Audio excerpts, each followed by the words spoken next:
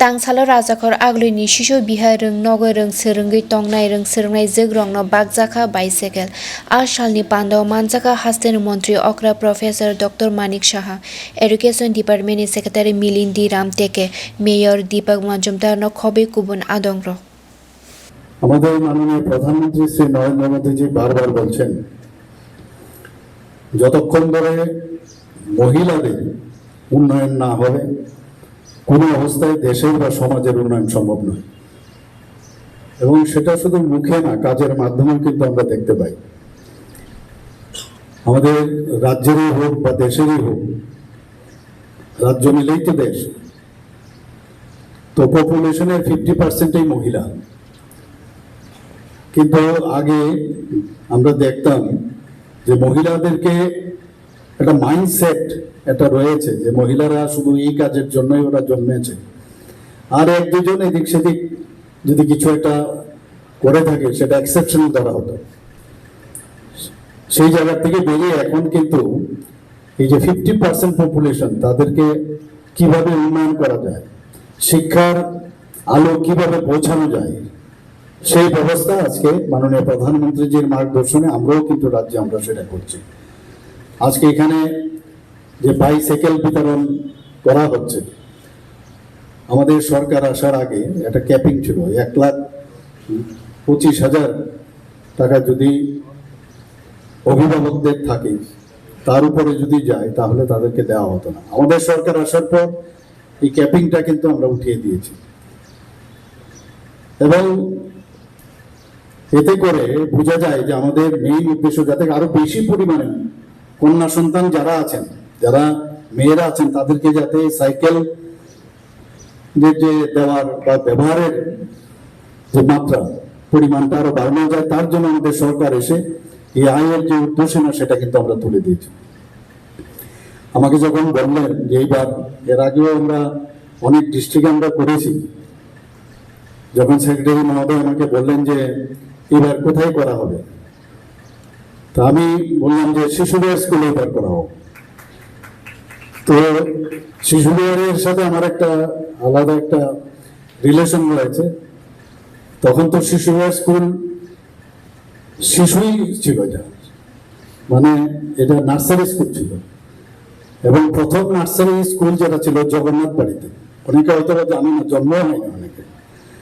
যেটা মহিলা হোস্টেল যেটা হয়েছে সেখানে ছিল শিশু এবং আমিও ওই স্কুলে পড়াশোনা করেছি সেখানে নার্সারি শুরু ছিল এখনো এইসব টিচারদের আমরা মানে স্মরণ করি অনেকদের লাস্ট মুহূর্তে ওনাদের সাথে দেখাশোনা হতো কথাও বলা হতো ওনারও এক একজন ব্যক্তি বিশেষ কিন্তু মনে রাখতো খুব অল্প সংখ্যক ত্রিপুরাজ্যের মানুষ সেখানে ওই শিশুদের স্কুলে পড়াশোনা করতো এবং সুযোগও পেত একটা ছোট দুটো গাড়ি ছিল সেই গাড়ি দিয়ে আগরতলা শহরে ঘুরে ঘুরে স্টুডেন্টদের নিয়ে আসতো এবং ইভেন ওই স্কুলের মধ্যে ওখানে মর্নিং এর যে ব্রেকফাস্ট সেখান থেকে দেওয়া হতো দুপুরের খাবার পর্যন্ত সেখানে দেওয়া হতো এত সুন্দর একটা সুন্দর একটা গান থেকে আরম্ভ করে আমার মনে আছে মায়া দিদিমণি ছিলেন উনি বড় একটা পিয়ানো নিয়ে সেই সমস্ত আমরা যারা দাঁড়াতাম সেখানে গান গেতেন ওনার সাথে আমরাও গান গেতাম তো অপূর্ব একটা মানে নার্সারিতে যা দরকার সেই অবস্থাটা ছিল তো শিশুরা যখন এখানে ট্রান্সফার হলো আমাদের মনে আছে আমাদের যখন এইদিকে গাড়িটা যেত বলে এই শিশু বিহার এখানে আসছে এখন তো শিশু আর কেউ নেই 12th ক্লাস অব্দি তারপরে শিশু বিহারই রয়ে গেল 12th ক্লাস হয়েছে কিন্তু এই কারণে আমি বললাম যেহেতু এর সাথে আমার একটা রিলেশন রয়েছে আমি বললাম যে ঠিক আছে এবার কেমন আর শিশু বিহারই হোক এটা বনিদি স্কুলের মধ্যে one of the best school শিশু বিহার স্কুল তো এখানে আজকে এই সাইকেল বিতরণের যে অনুষ্ঠান এটা যেহেতু যেটা আমি বললাম এরকম একটা রিলেশন থাকাতে আমি বললাম যে এইবার এখানেই হোক যে প্রায় 1,22,509 জন ছাত্রীকে এবার মানে সারা ত্রিপুরাতেই নবম শ্রেণীর যারা ছাত্রছাত্রীরা আছেন তো তাদেরকে আজকে বিনামূল্যে বাইসাইকেল প্রদান করা হবে এখানে শিশু বিহারে হচ্ছে তো প্রায় 41,800 এবারে 41,800 তো এই যে সংখ্যাটা সেই সংখ্যাটা সাইকেল দেওয়ার অর্থটা কি, কেন সাইকেল দিলাম? এটা তো সাইকেল দেওয়ার অর্থ হচ্ছে মেয়েদের যাতে স্কুলে সময় মতো আসতে পারে, সময় যেন বাঁচানো যায়। আর একটা সাইকেল থাকলে তার মধ্যে কিন্তু একটা আলাদা একটা ফুর্তি আসে, যে আমার একটা মানে বাহন আছে, সেই বাহন দিয়ে আমি স্কুলে যাব। এই যে বিষয়গুলো, এটার মধ্যে কিন্তু আলাদা একটা ফিলিংস থাকে। এই কন্যা শিক্ষাকে যাতে আরো সামনের দিকে এগিয়ে নিয়ে যাওয়া যায়, তার জন্য এই কর্মসূচি। এবং আমার মনে হয় যে এই ধরনের উদ্যোগ আমাদের স্কুল এডুকেশন ডিপার্টমেন্ট থেকে এটা আগামী দিনে বজায় থাকবে, এবং সেটা করা খুবই প্রয়োজন। এবং যখন এই যে ড্রপ আউটের সংখ্যা মেয়েদের মধ্যে দেখা যাবে, ছেলে মেয়েদের মধ্যে বিশেষ করে অনেক কম হয়ে যায়, যখন এই ধরনের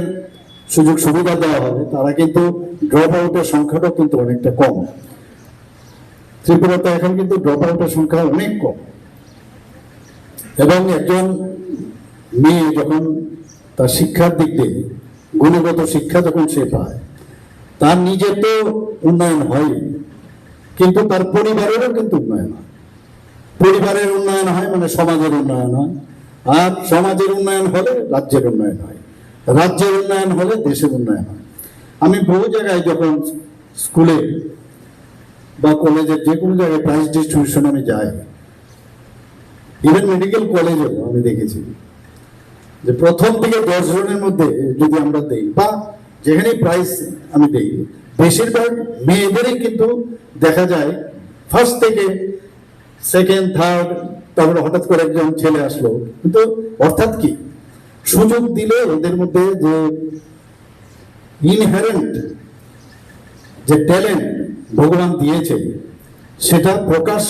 কিন্তু পায়। সেটা কিন্তু বাস্তবিক ক্ষেত্রে আমরা দেখেছি রেজাল্ট অনেক বেশি ভালো হয়। তো সেই জায়গায় মাননীয় প্রধানমন্ত্রী যে বারবার বলছেন নারী শিক্ষা খুব প্রয়োজন, এবং তাদের সুরক্ষাও প্রয়োজন, এবং তাদের এম্পাওয়ারমেন্ট করার জন্য খুব প্রয়োজন। আমরা সবাই জানি 2023-এ শুধু পড়াশোনা শিক্ষা দীক্ষা এম করলাম তা নয়, তাদেরকে রাজনৈতিকভাবেও এম্পাওয়ারমেন্ট যাতে করা যায়, তার জন্য 2023-এ